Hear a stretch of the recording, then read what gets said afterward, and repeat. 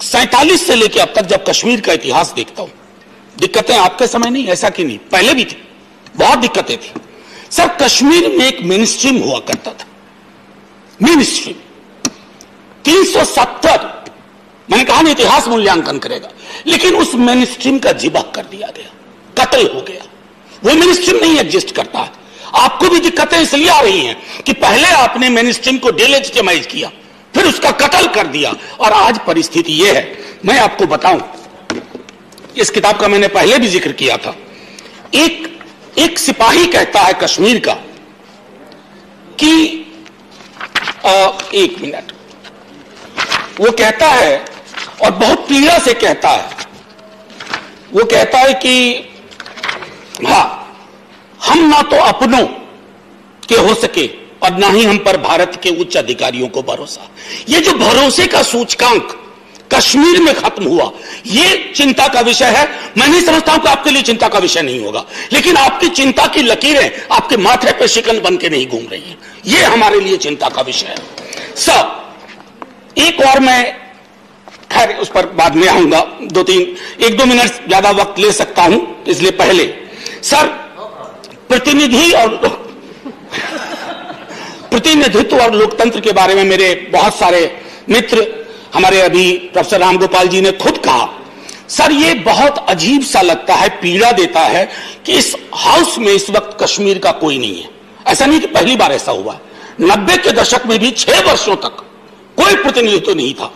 90 के दशक बहुत डरावना दशक था, मैं उस पर बाद में आऊंगा। लेकिन यह मैं समझता हूं कि फौरी तौर पर सरकार को पहल करनी चाहिए।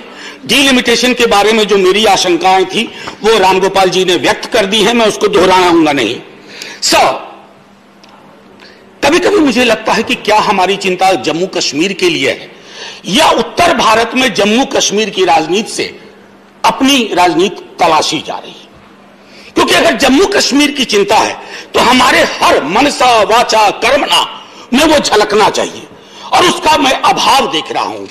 मैं क्यों कहता हूं सर, एक बात, जेपी, मैं 1-2 लाइन पढ़ के बस सुनाना चाहता हूं ताकि इतिहास में, क्योंकि आजकल सर मैं इतिहास से संवाद करना चाहता हूं, वर्तमान में लोग तो सुनते ही नहीं है या सुनना नहीं चाहते हैं। जेपी इंदिरा जी को लिख रहे हैं, और मैंने पहले भी सदन में कहा था, अगर आज ये चिट्ठी मैं लिख दूं अपने गृह मंत्री जी के नाम से, तो सदन में बोलूंगा तो प्रोटेक्टिव रहूंगा, बाहर बोल दूं तो ईओपीए के अंदर जाऊंगा। No matter how much and how loud and how long we shout that Kashmir is an inalienable part of India, and that therefore there was no Kashmir problem, the fact remains that a serious and urgent problem faces. I continue to go to the other paragraph. That problem exists not because Pakistan wants to grab Kashmir, but because there is a deep and widespread political discontent among the people. मैं इसी alienation का जिक्र कर रहा था, और ये खत्म नहीं हुआ। मैं ये नहीं कहता हूं आपने पैदा किया, लेकिन उस पैदा हुए शिशु को आपने भी उसका पोषण किया, और वो एलिनेशन का एक स्केल इतना बड़ा हो गया है कि सर मुश्किल बढ़ती जा रही है। सर मैं 500 एकड़ की जमीन है तुलमुल्ला कैंपस की, स्कैटर्ड है वो कैंपस, सेंट्रल यूनिवर्सिटी स्कैटर्ड है। हम कौन सी शिक्षा को लेकर के क्या सोच रहे हैं? इतने वर्षों में क्या आपने किया वहां?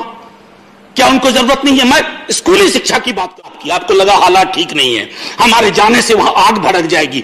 हमें अगर इतनी ताकत होती है कुछ चुनाव भी जीत लेते। आपको बेकार ही डर लगता है हमारे बारे में। मैं चिल्ड्रन ऑफ कॉन्फ्लिक्ट, ये हमारी चिंता में बजट में भी नहीं आया। उनके मनोविज्ञान पे मेरी अभी एक स्टूडेंट ने काम किया है। और इससे पहले कि सब मैं चलते चलते कुछ और बात कहूं, इन दिनों एक फिल्म की बहुत चर्चा है। मेरा व्यक्तिगत तौर पे कोई विरोध नहीं है कि कोई भी एक्सपीरियंस, पेनफुल एक्सपीरियंस डॉक्यूमेंट, मैंने खुद देखी है वो फिल्म, मैंने परजानियां भी देखी है, मैंने राम के नाम भी देखी है, मैंने ट्रायम्फ ऑफ विल देखी है जो लेनी रफंसल ने बनाई थी जर्मनी में। मैं सिर्फ इतना कहना चाहता हूं सर, इस देश के भारत माता की छाती पे बहुत दाग है। 47 का तमस डॉक्यूमेंट करता है सर, उसके बाद 83 में नल्ली होता है, 84 में सिखों के साथ होता है, 2002 में गुजरात होता है।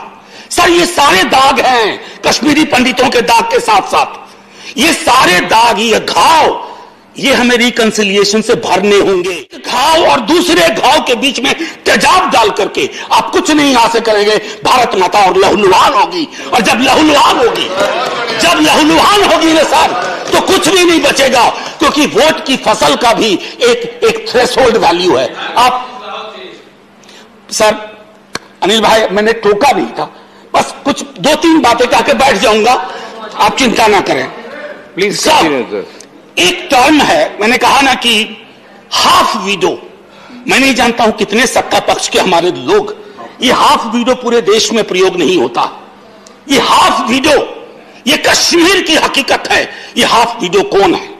APDP, association of parents of disappeared persons. ये टर्म पूरे भारत में उपयोग नहीं होता है, कश्मीर में होता है। मैं इसलिए कह रहा हूं कि मेरी चिंता को, मेरी आलोचना को अपनी वैचारिक आलोचना मत समझिए। सदन में नहीं रहूंगा, आप में से भी कई लोग नहीं रहेंगे, लेकिन कश्मीर होगा, कश्मीरियत होगी, इंसानियत होगी, क्योंकि अटल जी से ज्यादा कोई नहीं जानता था।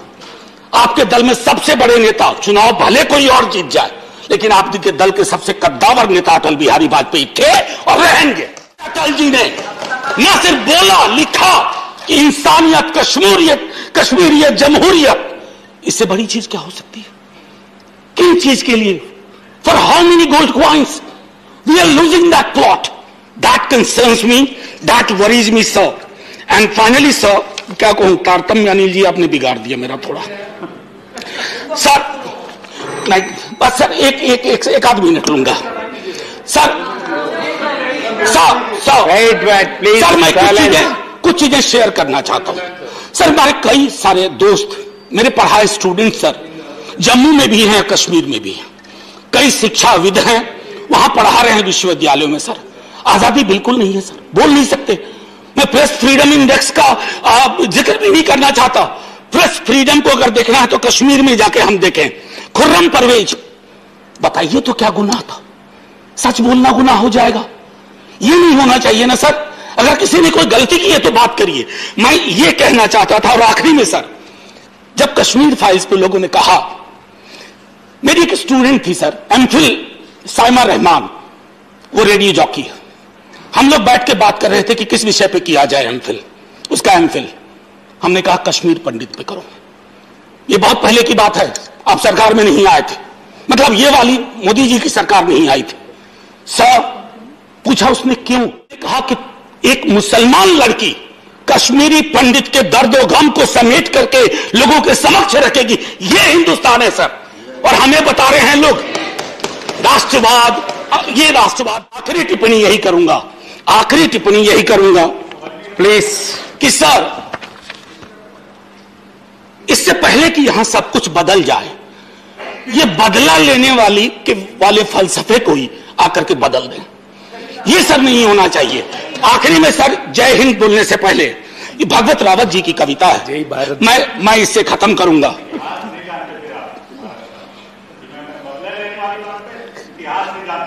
Neeraj ji, no, you please continue here. Address the chair and conclude it. Neeraj भाई ना हो तो सदन नीरस लगेगा। No, please conclude. भगवत रावत, पता नहीं आने वाले लोगों को दुनिया कैसी चाहिए, कैसी हवा, कैसा पानी चाहिए, पर इतना तो तय है, इस समय दुनिया को ढेर सारी करुणा चाहिए। इस देश में भी कई घर में यूक्रेन बना पड़ा है सर, कई राज्यों में यूक्रेन बना पड़ा है। जय Hind sir. Thank you, Professor Jha. Now I